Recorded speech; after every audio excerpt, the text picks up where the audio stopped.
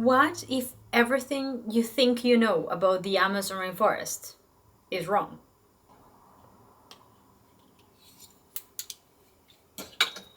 Okay, hold on. Is that here okay? Alright. Okay, let's go. 1, 2, 3 meses después, 4, 5, 6, yeah, yeah, yeah, yeah. 7, 8, 9, tú me estás gustando más. 10, 11 meses, estamos locos de verdad. 12 meses y quiero más. 12 meses y quiero más. 12 meses, ven pa' acá, quedamos para más. Quedamos para más.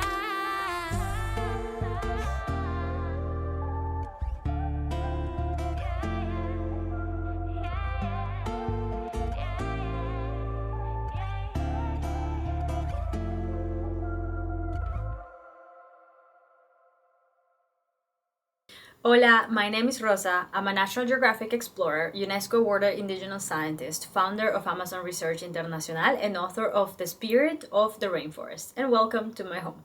This is the only place where you will find me sharing raw, unfiltered opinions on our modern scientific world and the traditional knowledge of our ancestors. So come explore with me. 12 meses y quiero más. 12 meses, ven pa' acá, quedamos para más. What if everything you think you know about the Amazon rainforest is wrong? Today, we are gonna debunk some popular myths that I constantly hear about the Amazon rainforest. I'll be sharing about my own personal experiences, things that I know our family members or community members and friends have experienced to exemplify this. 1. The Amazon is empty and uninhabited. Wrong. This is actually a myth that I think has its origins from a long time in our planet. So when the first European explorers first came and documented what they saw in the Amazon rainforest, they actually reported seeing complex organized communities, really incredible wildlife, and incredible almost engineering systems that Amazonians had devised to live. Of course, their entry led to a lot of disease that eradicated a lot of the populations. And the next large expedition, almost 100 years later, that followed, didn't find what these first Europeans reported. In fact, the jungle had actually eaten a lot of the things that were left behind, because that is what the Amazon does. When you leave it alone, it regenerates really quickly and almost it kind of like absorbs things growing really quickly in and around it. So by the time the second group of explorers came, they actually saw what appeared to be uninhabited spaces and thought, well, perhaps those first explorers were so hungry and so thirsty that they started to become delirious, delusional, and that is not true. And I think ever since is that this idea that the Amazon is an emptied space with maybe some nomadic or semi-nomadic tribes here and there sparse emerged from. But no, it is wrong. Science now, including technology that we know as LiDAR, that allows us to virtually see what is below the thick and dense canopy and even below the soil, is revealing something extraordinary. No, the Amazon was never empty. It was actually home to very complex, advanced civilizations that were home to millions and millions of people. This space, where the soils are considered infertile for the most part, was thought to be inhabited because if the soils are infertile and you cannot grow food, how can you feed a large population? But Amazonians really were some of the first developers of what we know as modern agriculture, learning how to turn infertile soils into terra preta, which is these fertile, really incredible spaces that allow for different crops to emerge. There are no written records about this, and not much has been explored archaeologically, like for example with the Incas or with the Mayas, where they happen to be in ecosystems that allow for it to be slightly easier to find these ceramics and other records.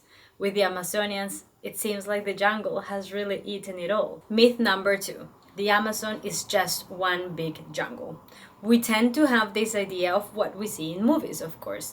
These images and videos of large, infinite spaces of green everywhere and these serpentine rivers that go in and out.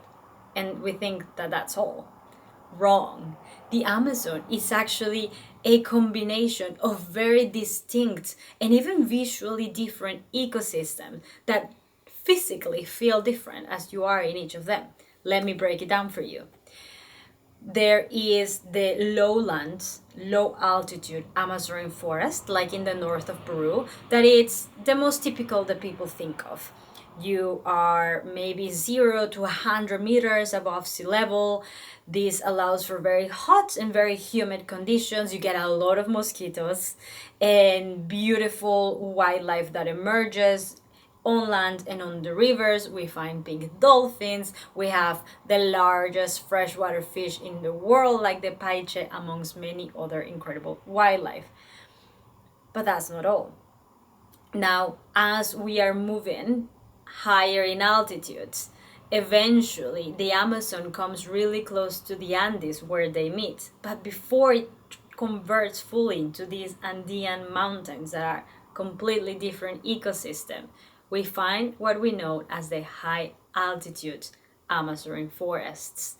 Some also refer to them as cloud forests. It is still Amazonia. And now we are talking 600, 1,000, 2,000, even 4,000 meters above sea level. What is different? Well, first of all, it gets cooler at night. It actually gets so cold sometimes that I need to be carrying a lot of blankets, unlike in the low altitude, where it's just gonna be hot and humid the whole time. You have different wildlife that emerges, different trees that are adapted to the different temperatures and the different altitude and the different microclimatic conditions that emerge. But you also have different wildlife. For example, in these rivers you do not find the pink dolphin or the paiche large fish. But you find wildlife that likes to navigate in and around the Andes into that part of the Amazon to expand their habitats to look for food, such as the puma and the Andean bear and a few other cats. So now you have a unique Amazonia that is shaped by a different variety of animals as well, which really just gives room to a completely new landscape. There are other spaces within the Amazon that also a lot of people have never heard of, and they are known as the white sand forests. These are spaces that as you're walking around you, it still feels very much like the Amazon forest, but below your feet now you have white sand, as if you are in a tropical beach. How is that happening? There is the strong theory and evidence that shows that wind from the Sahara Desert gets transported the long distances and eventually gets deposited in very specific areas of the Amazon, creating over time these kind of like islands, in the sense that they are spaces of maybe 1 to 2 hectares or a few kilometers where the rainforest adapt in unique ways, because those soils are now covered in white sand, which of course changes the whole chemistry and the whole composition, making them extremely nutrient poor, which then gives rise to flowers and animals that are actually found nowhere else. In one of my experiences, the first time I got to explore this white sand forest, in the span of 2 hours, I saw animals and flowers I had never seen in my life. And different colleagues that work in these spaces have been able to report new mammals, new flowers, new insects that are found nowhere else, not even in the rest of the Amazon, only in these white sand forests. So no, the Amazon is not just one single jungle, which also really, I think, welcomes people to come back and back again. Myth 3. the Amazon is an infinite resource. We tend to think about the Amazon as a place of abundance. It is constantly green, is green as far as the eye can see. So there's so many trees, there's so many resources. But that is unfortunately wrong. The Amazon rainforest is a fragile ecosystem. When we disrupt its natural cycles of water, of trees, of soils, everything gets impacted. For example, with so much emission of toxic gases into our environment, of course, we know our planet is warming a lot faster. And that is really disrupting temperatures and rain patterns in the Amazon rainforest. To tell you that back in the day, maybe 6-10 years ago, I could plan expeditions to the dot. Okay, this is the dry season. We know it's not going to be raining, so we know we can enter these spaces without issues. And these are the wet seasons. We expect that it's going to be raining almost every day. Now, unfortunately, it's a little bit all over the place. So it tends to rain more in the rainy season. But I have had instances where I go in the month that is supposed to be the heaviest in rain, and there's no a single drop of water that falls from the sky over an entire week. There are some other instances in the dry season that then we get showered with rains, which really means we need to be so adaptable and have new versatile ways of organizing our expeditions. But it really shows us that the Amazon is feeling these changes. There are some spaces that I've gone where natural sources of water have been the main source of drinking for many families, but because the soils are getting so dry as an impact of all of this warmer weather, the families are not having access to that water anymore. And areas that had no issues getting limes and camu camu and other fruits and flowers, they're drying up. And so that means they're not those food sources anymore as well. So no, the Amazon is not an infinite resource. It's a very powerful one, and it has the wisdom to do regenerate itself. But I think right now it needs some of our help so that we can allow nature to do what it does best, which is to grow and thrive and find new ways to survive. The Amazon is a lost world, unchanged by time. I have gotten the sense that the Amazon is related to this concept of timelessness, that nothing changes and that we should just let it like that.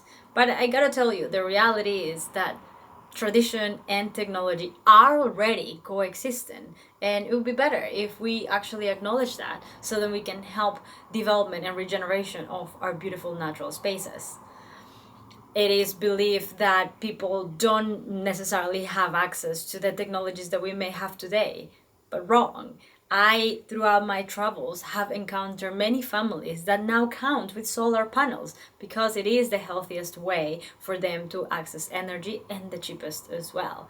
I have also noticed that no matter how deep I go into the rainforest, there will be one person in a community that has a phone and knows what little hill to go stand next to catch some internet, and will be having access to social media and TikTok, to the point that I remember once I was walking through the forest and I heard Shakira blasting, and I was really taken aback because I was not expecting that. But that is just the reality. Technology is getting immersed in different areas because people want it that way. Of course, there's also the instances where communities don't want and don't are rejecting technology and want to keep traditional ways. And I think we have to respect people's decisions, whether that is, no, I don't want this technology, or yes, I want to explore it because it's gonna help with X, Y, and Z.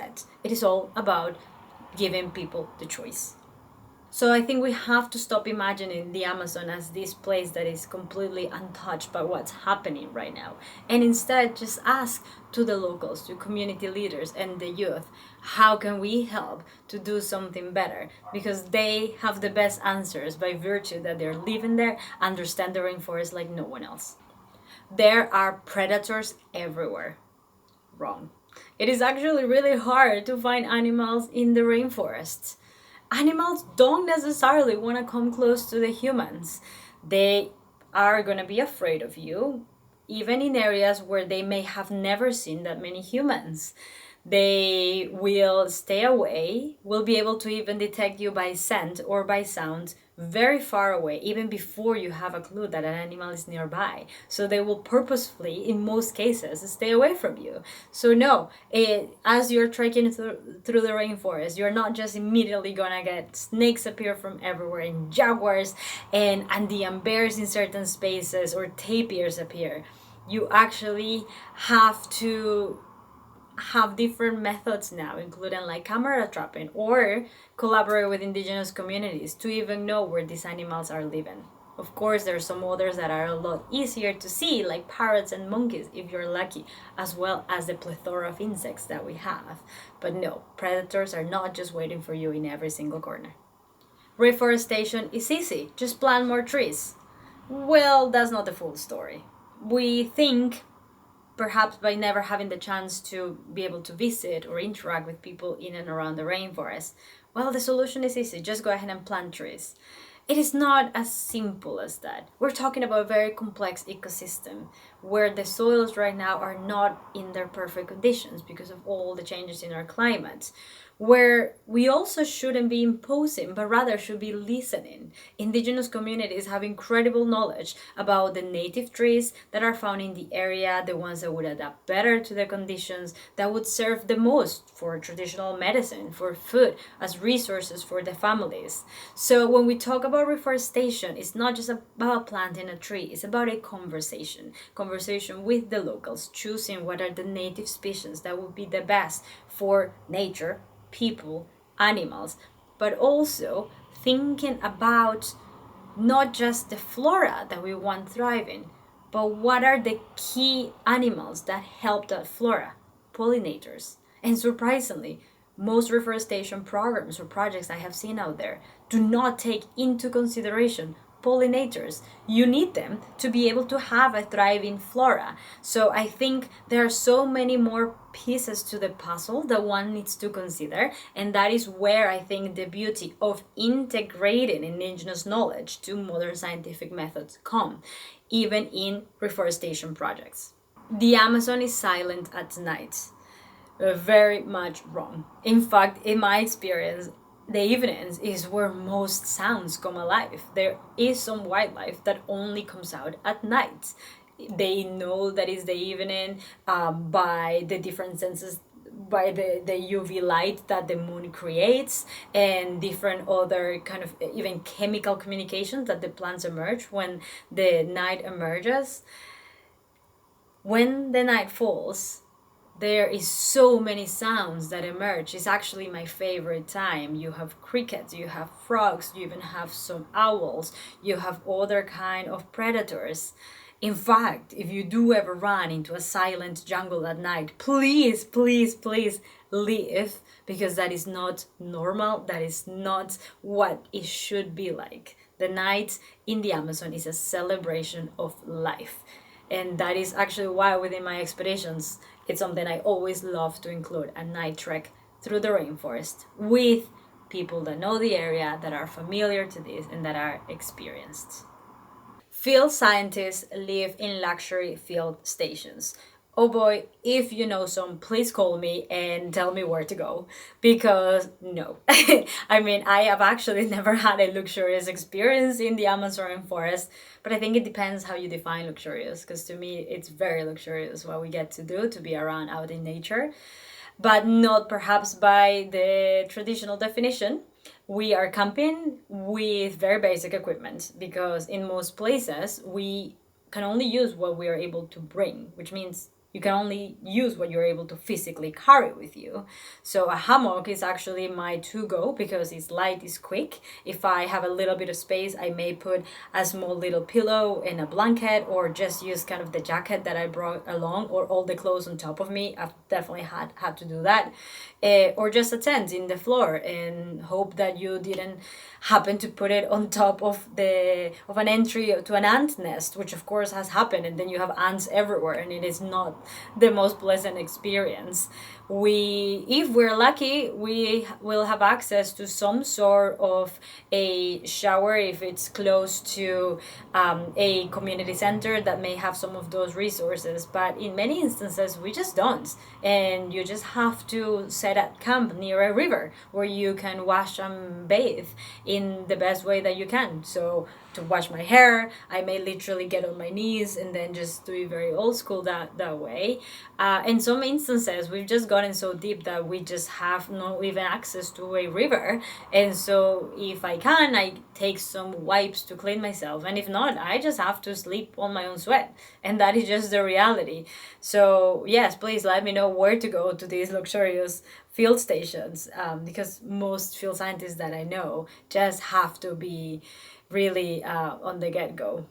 There is nothing left to learn. Oh boy, that couldn't be more wrong. There are some statistics that I have seen out there that less than half of the Amazon rainforest has been explored in modern times. And I say in modern times because we now know, we have evidence that complex civilizations have inhabited the Amazon for centuries before our modern society. So I would imagine that a lot of the Amazonian territory would have been explored at the time. We just don't have records of it. But yes, I would even dare to say a slightly higher percentage has not really been fully explored with scientific methods, with the union between indigenous wisdom and modern science. So there is so much left to learn within our own trips in the areas where we have been collaborating with communities. I am certain we have come across new species of frogs, of new species of bees, of medicinal plants, many of which don't even have names in scientific modern worlds because they've only been really living with those communities and they just know them by their traditional names. So it's actually part of one of our new programs to document this in the way that communities want, so they have their own written records under their own rules and desires. I think we have an infinite amount of things to learn, and I think we have incredible indigenous youth having so much interest and curiosity to lead this work, and I think we have extraordinary international partners and people that also have a proper good vision how to do that. And so I am just hopeful that the right people are going to continue coming together to get to explore a rainforest with the mission to regenerate it. So that was our conversation about myths of the Amazon that we have just debunked. Is there anything else that you have always thought of as true about the Amazon rainforest that you are curious about? I'm happy to share about our experiences and day-to-day life in the Amazon rainforest. So let me know what you want to know more in the comments below. I'll be making a video to answer all of your curiosities. Until next time.